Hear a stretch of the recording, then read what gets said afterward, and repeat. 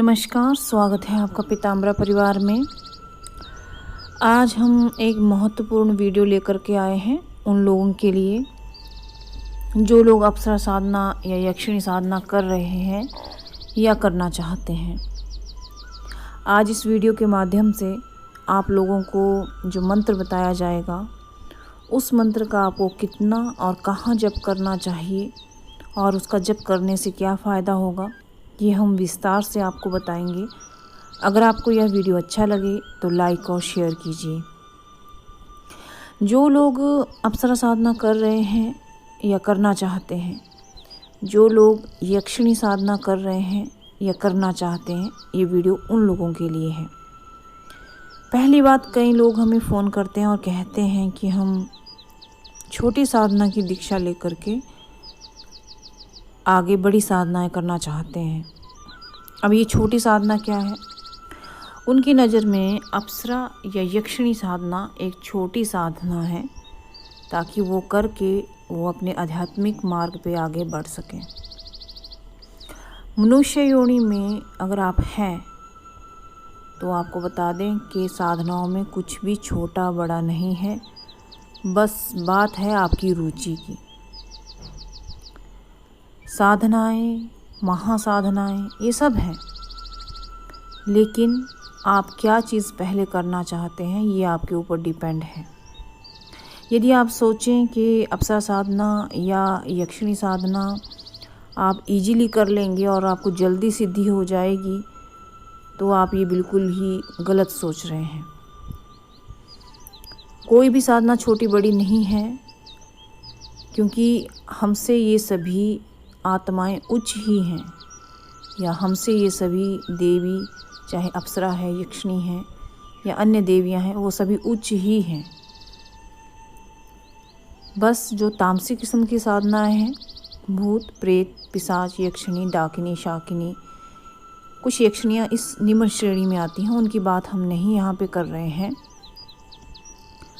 आप ये कतई मत जांचिए कि अगर आप अप्सरा या यक्षिणी साधना करेंगे तो छोटी साधना है और इजीली हो जाती है। ऐसा नहीं है, नहीं तो बहुत सारी अप्सराएं आज होती हैं यहाँ पे आसपास, हमारे भी आपके भी, सभी लोग कर रहे होते और अप्सरा होती, यक्षिणी होती, उन्हें सिद्ध। ऐसा नहीं है। अब बात करते हैं साधना के बारे में। यदि आप अप्सरा साधना कर रहे हैं या करना चाहते हैं, या किन्नरी साधना यदि आप कर रहे हैं या करना चाहते हैं, या यक्षिणी साधना अगर आप कर रहे हैं या करना चाहते हैं, तो आपको इस मंत्र का कम से कम 1 लाख जप कर लेना चाहिए। ये मंत्र जो है बहुत तीव्र एवं शक्तिशाली मंत्र है, यक्षराज जी का मंत्र है। ये आपको जब भी करें 1 लाख इसमें आप करके इसका एक अनुष्ठान आप पूरा कर सकते हैं। यूँ तो हम नहीं कह रहे कि सिद्धि हो जाएगी, क्योंकि सिद्धि एक विषय अलग है, लेकिन इसका कम से कम आपको 1 लाख जप कर लेना अनिवार्य है। क्यों? क्योंकि यदि आप चाहते हैं कि अप्सरा साधना में आपको थोड़ा कम मेहनत करना पड़े या यक्षिणी साधना में आपको कम मेहनत करना पड़े, तो आपको इस मंत्र का 1 लाख जप कर लेना चाहिए। हम आपको थोड़ा सा ही मंत्र बताएंगे, इसका रीज़न हम आपको बता दें। क्यों बहुत सारे लोग जो हैं मात्र वीडियो सुन करके वहाँ से मंत्र नोट करते हैं, चाहे वो गलत है, सही है, उच्चारण में कमी है या लिखने में कमी है, बोलने में कमी है, सुनने में कमी है, उसको नोट डाउन करते हैं और फिर उस पर अपनी इच्छा से जप शुरू कर देते हैं। और जब उनको नहीं हो पाता है, ऊर्जा उनकी ख़त्म होने लगती है, या अनुभव नहीं होते हैं, या उटपटांग अनुभव होते हैं, गंभीर अनुभव होते हैं, दुखदाई अनुभव होते हैं, तो फिर हमें कॉल करते हैं कि हमने वीडियो देखा और हमने ये मंत्र जप किया। तो आपने नोट कहाँ से किया? मात्र यूट्यूब या गूगल पे कोई मंत्र देख के आप जप करना शुरू कर देंगे तो उसका रिस्पॉन्सिबल कौन है? आपको सिर्फ उस मंत्र को सुनना चाहिए, जांचना चाहिए, या उसकी महिमा को देखना चाहिए। ऐसा नहीं कि किसी ने मंत्र यूट्यूब पे बताया और आपने शुरू कर दिया। कम से कम मंत्र जो है गुरुमुख से तो लीजिए, गुरुमुखी तो आप हो जाइए। कम से कम अभिमंत्रित सामग्री का उपयोग तो कीजिए, तभी तो कुछ हो पाएगा। इसलिए हम इस मंत्र को सिर्फ आपको आधा ही बताएंगे, आधा नहीं बताएंगे, ताकि इस तीव्र मंत्र का प्रभाव कोई उल्टा सीधा आप लोगों पर ना आ जाए। आप पीताम्बरा परिवार में आइए और लिखित रूप से इसको आप प्राप्त कर लीजिए। व्हाट्सएप कीजिए, कॉल कीजिए कि ये मंत्र आपको चाहिए, लिखित रूप में आपको दे दिया जाएगा। अनुदान का नियम आपको पूरा करना पड़ेगा ही, और जब आप अनुदान का नियम पूरा करते हैं तभी आप गुरुमुखी होंगे, तभी आपको दीक्षा दी जाएगी। और हो सके तो कुछ समय बाद हम दीक्षा देना भी बंद कर देंगे। उसके कुछ अलग रीज़न हैं और कई कारण रहते हैं। उन्हीं कारणों के कारण, क्योंकि जब हम किसी को दीक्षा देते हैं तो हमारी आध्यात्मिक जो एनर्जी है, स्पिरिचुअल एनर्जी जिसे हम कहते हैं, उसका लॉस हमें झेलना पड़ता है। इसी कारण से हो सकता है कि कुछ समय बाद दीक्षा देना बंद कर दिया जाए। तो हम बात कर रहे थे इस मंत्र की। मंत्र है ओम ह्रीम क्लीम ह्रूम श्री गजमुख यक्षराज, आगे डॉट डॉट डॉट, और फिर सर्व कार्यणी कुरु कुरु स्वाहा। मंत्र 3 लाइन का मंत्र है। और आपको कौन सी माला, कौन से उस पे ये मंत्र करना है, किस प्रकार करना है, जब आप व्हाट्सएप करेंगे, पर्सनली कांटेक्ट करेंगे, उसके बाद इसकी पूरी विधि आपको बता दी जाएगी, ताकि आप लोग जो है पूर्णतः इस तीव्र मंत्र को सोच समझकर, अच्छे से जानकर, गुरुमुख होकर के दीक्षा ग्रहण करके इसको करें। क्योंकि ये मंत्र इतना पावरफुल है, मान लो आपको ये सिद्ध हो जाता है तो आपको अप्सरा सिद्धि होने से कोई नहीं रोक सकता। दूसरी बात है, जब कोई आदमी या औरत या लड़का लड़की जो भी है अप्सरा या यक्षिणी साधना करता है, मान लो अप्सरा साधना कर रहा है, तो अप्सरा तो इतनी जल्दी आती नहीं है।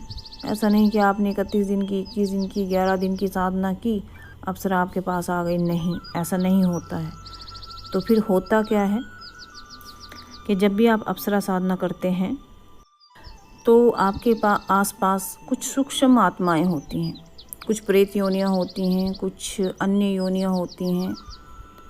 और सूक्ष्म आत्माएं चाहे वो अच्छी हैं, बुरी हैं, और आसपास कुछ प्रेत योनियाँ रहती हैं या अन्य योनियाँ रहती हैं, वो आपका मंत्र जब जांच लेती हैं या जान लेती हैं अपनी ऊर्जा के माध्यम से और आपकी ऊर्जा के माध्यम से। जब आप मंत्र जप करते हैं तो आपके पितृ, आसपास की इत्र योनियाँ, छोटी मोटी सूक्ष्म आत्माएं, प्रेत योनियाँ, सूक्ष्म आत्माएं आपका जप समझ लेती हैं, सुन लेती हैं, और वो और अधिक एक्टिव हो जाती हैं। कारण उन्हें भी मंत्र जप ऊर्जा चाहिए अपना उद्धार करने के लिए। तो आप तो साधना कर रहे होते हैं अप्सरा की, इत्र योनियाँ या छोटी मोटी जो शक्तियाँ रहती हैं, सूक्ष्म आत्माएं, प्रेत योनियाँ जो रहती हैं, वो आ जाती हैं और आपके आसपास आकर के उपद्रव करने लगती हैं। जैसे आपको छूना, बाल टच करना, गाल टच करना, कोई आवाज़ करना, या हंसी की आवाज़ या भयंकर आवाज़ करना, ज़ोर से कोई चीज़ गिरा देना, दरवाज़ा खुलना, दरवाज़ा बंद होना, ज़ोर से आवाज़ होना, कोई चीज़ का गिरना, अकस्मात ही कोई आवाज़ आना, इस तरह से घटनाएं घटती हैं।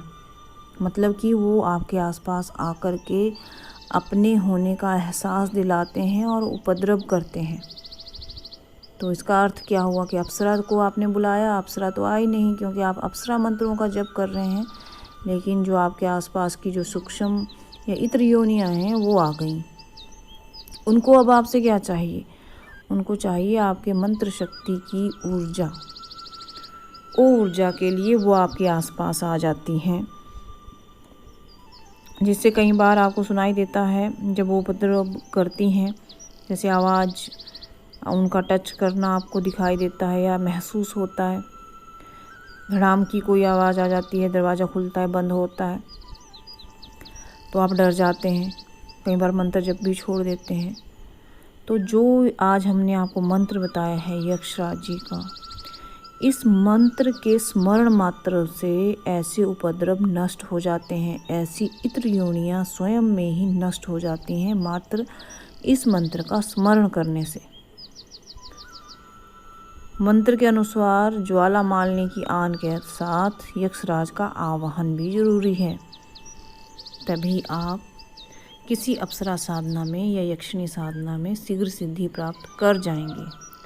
अगर आपको यह वीडियो अच्छा लगा हो तो आप लाइक और शेयर कर सकते हैं।